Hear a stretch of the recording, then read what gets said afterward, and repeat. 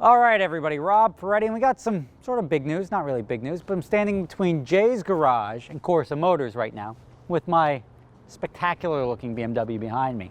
And we're gonna go for a ride in a second, but I want to take this time to share with you that I am getting into the transport industry. Now, a lot of you guys have heard me talk about how the transport industry sucks. So why would I get into the transport industry? Because I can't fix the fundamental problems in the industry, which I'll get to in a second. The reason is because I'm slated to spend $200,000+ on transport this year, and I can solve some of the problems in the transport industry. And whether I save myself money, cost myself money, I'll at least be in control of the timetable. And that's probably the most important part of the industry that screws people like me up. So why not get involved? Now, let's get in the car. We'll talk some more. All right, let's put the top up so you can actually hear me here. Quick one button top. You know, one of the things I love about this car is that this button right here, this is traction control. And most cars, it's like, are you sure you want to take traction control off this? You push it, comes off instantly. You don't have to hold it down just to make sure that you want to take traction control off.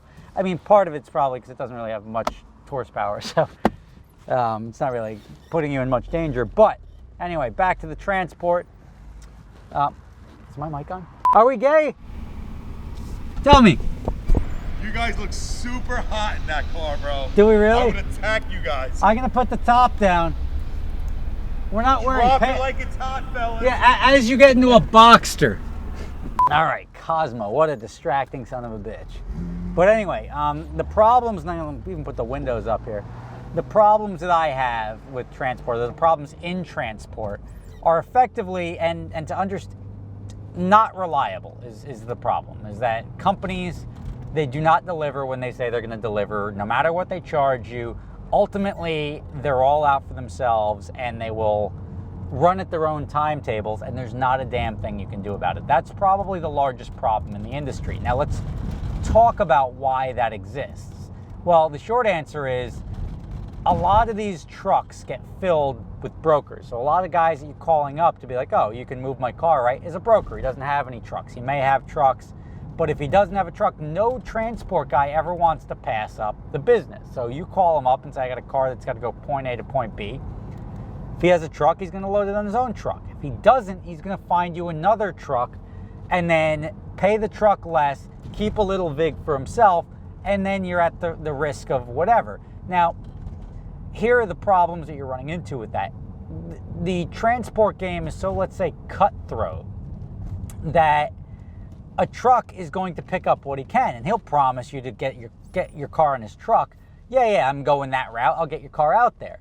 But if he doesn't fill his truck up quick enough, or if he doesn't have that full truck, he's going to wait until he gets it filled. And a lot of the times when you're waiting as a truck driver to fill your truck, you're sitting there refreshing your screen for a website called Central Dispatch. Now, Central Dispatch is a okay platform that connects trucks and brokers. It's just it's a widely used website in the auto transport game. Now, the problem with Central Dispatch, and the problem that essentially, little known fact, I used to have a transport company called Dream Cars Transport back in the day. And the reason I had it was we were running cars all over the country, and the same thing. We wanted to control our timetable. I had a 4-car open truck, or a 4-car open trailer with I think it was an Appalachian trailer. And then I had, that was attached to a GMC Top Kick 4500. Then I had the 6-car Peterbilt with a 6-car enclosed trailer. Now, we ended up shutting down that business just because the amount of labor and work that went into it.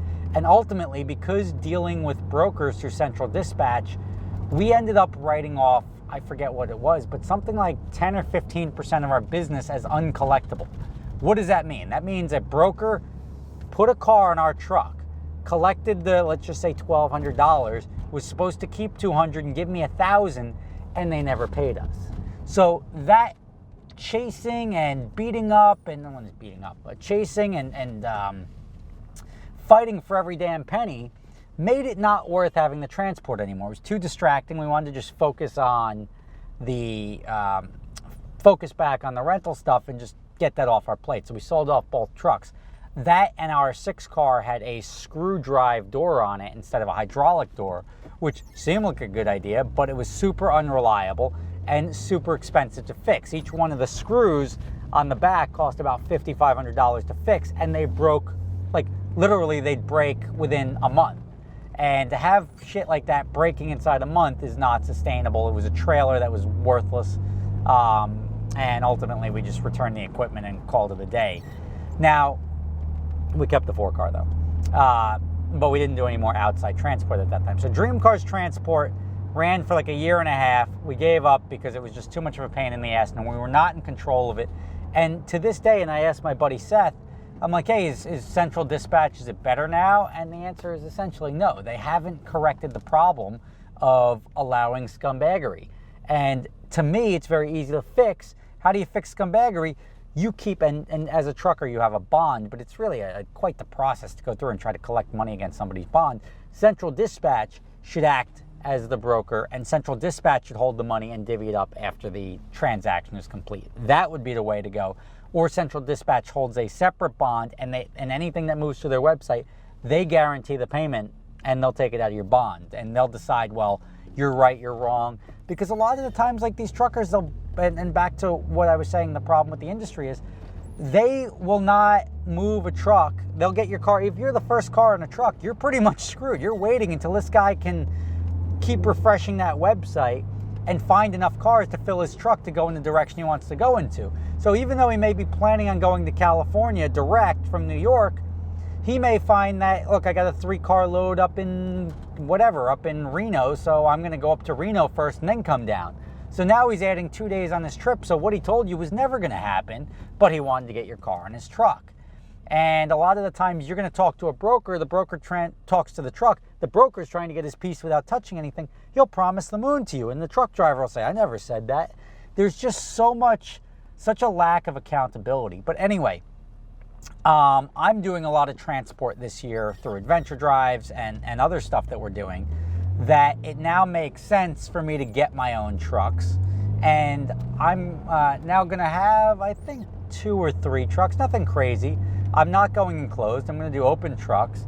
And I'm going to start transporting my own cars. Now, when I say my own cars, or cars that we're working on with adventure drives or other rallies or anything like that. But it's not going to be like at first, it's not going to be full time. I'm just trying to guarantee us the delivery schedules that we need guaranteed, because it's worth a lot more to me to break even and end up with trucks at the end of the day, whatever it is, to be in control of my own destiny by solving that problem. And I'm going to probably use Central Dispatch. If I go drop 6 cars off or 8 cars off somewhere, I'm going to want to fill my truck up on the way back, but I'm not going to have the same problem that most people have, because I'll just tell you, I'm not going to broker your car. I'll let you know if it's going on my truck.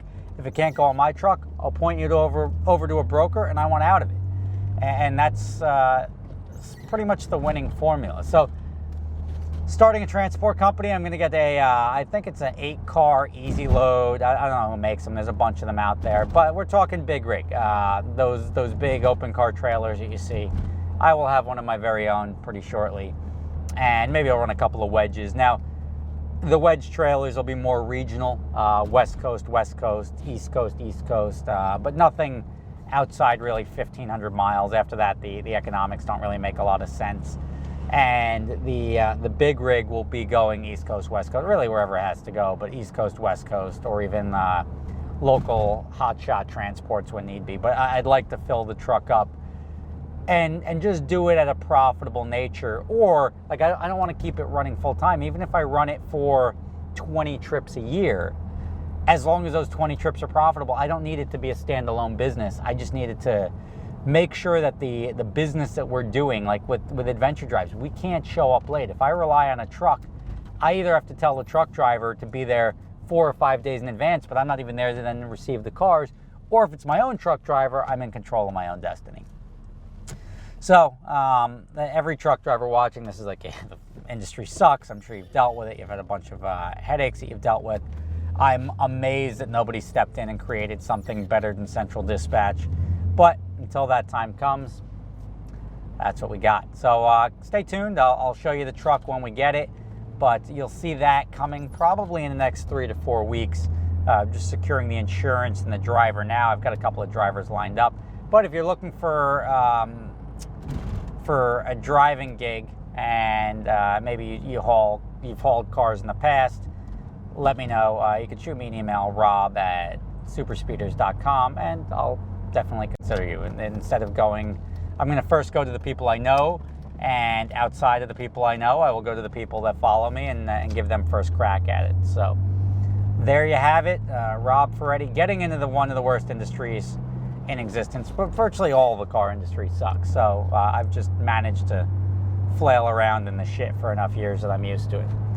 Anyway, hopefully we'll change that. I can guarantee you one thing: if you do need a car shipped and I have a truck going there, we'll take care of you and we'll do you right. Which I can't say the same for the rest of the industry. See you next time.